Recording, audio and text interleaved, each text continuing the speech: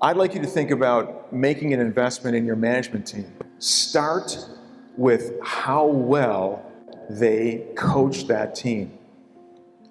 We believe very strongly the only way to have a significant impact on your sales organization is to make sure that your managers know how to coach and they invest at least half their time in coaching. What does this mean? For every one of you that looks at a manager as overhead, you are wrong. That's a complacent mindset, that's a fixed mindset you've got to get rid of. If you have managers that are not competent enough to coach, promote them to a sales position and go hire and develop a manager who can coach your team. Period. And if you think that your stars don't need coaching, that is bullshit. LeBron James has 5 coaches on a regular basis. No one on your team is better than he is at his job. Right? Nobody has the right to self-select out of this process. Why? Because every mediocre salesperson you have on your team, mediocre meaning they're not performing to their potential, is someone who's dragging your business down. We can't allow it.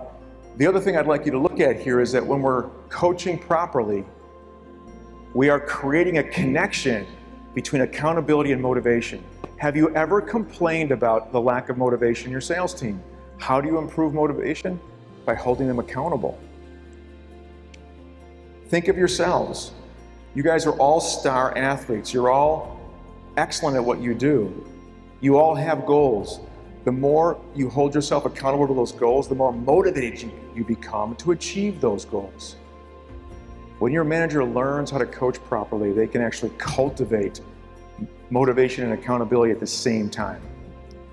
What happens when you make this investment?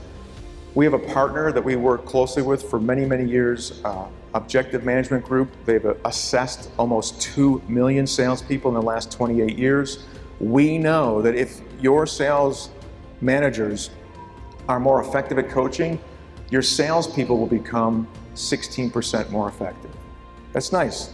If they aren't more effective, but just spend more time coaching, they can create sales teams that are 28% more effective. But if they do both, if they learn how to become more effective coaches and spend half their time coaching, salespeople become 49% more effective. I'd like you to think about your managers as the key to cultivating the skill set required to help activate your organization and to drive the kind of change that you seek in your organization.